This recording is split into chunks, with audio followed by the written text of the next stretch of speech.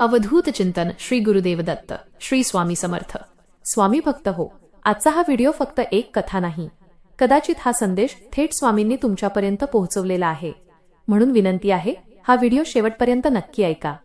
मित्रांनो, कधी कधी आयुष्यात अशी वेळ येते जेव्हा सगळं असूनही मन रिकामं वाटतं। चेहऱ्यावर हसू असतं, पण आतून माणूस पूर्णपणे तुटलेला असतो। लोक विचारतात, काय झालं? पण खरी वेदना शब्दांत सांगता येत नाही। रात्री उशिरापर्यंत जाग येते, भविष्याची भीती वाटते आणि मनातून फक्त एकच आवाज येतो, स्वामी, आता माझं काय होणार? पण स्वामी भक्त हो, लक्षात ठेवा, ज्यावेळी तुम्हाला वाटतं सगळं संपलं, त्याच वेळी स्वामी तुमच्यासाठी नवीन मार्ग तयार करत असतात। आज मी तुम्हाला असे काही संकेत सांगणार आहे जे अनेक स्वामी भक्तांनी स्वतः अनुभवले आहेत। पहिला संकेत, अचानक मन शांत राहेनासं होतं, पण त्याच वेळी स्वामींचं नाव सतत ओठांवर येऊ लागतं। कधी मंदिराची ओढ लागते, कधी स्वामींचा फोटो पाहून डोळे भरून येतात। हे साधं नसतं, कारण स्वामी जेव्हा जवळ असतात तेव्हा त्यांची जाणीव मनाला होऊ लागते। दुसरा संकेत, ज्या गोष्टींसाठी तुम्ही खूप धावत होता त्या अचानक थांबतात, काम बिघडतात, लोक साथ सोडतात आणि तुम्हाला वाटतं की आता सर्व संपलं।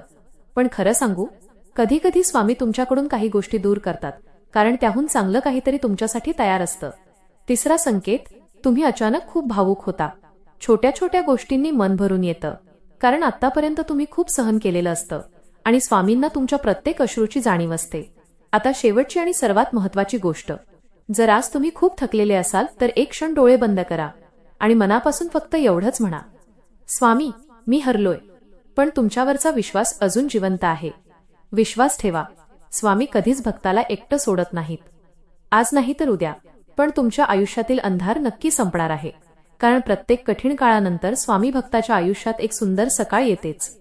जर तुम्ही इथपर्यंत हा व्हिडिओ पाहिला असेल तर कमेंटमध्ये नक्की लिहा, श्री स्वामी समर्थ, आणि हा व्हिडिओ त्या व्यक्तीला पाठवा जी आतून खूप तुटलेली आहे। कदाचित स्वामींना तिच्यापर्यंत हाच संदेश पोहोचवायचा असेल। चला तर मित्रांनो, पुन्हा भेटू अशाच एका नवीन व्हिडिओसोबत। तोपर्यंत काळजी घ्या। श्री स्वामी समर्थ।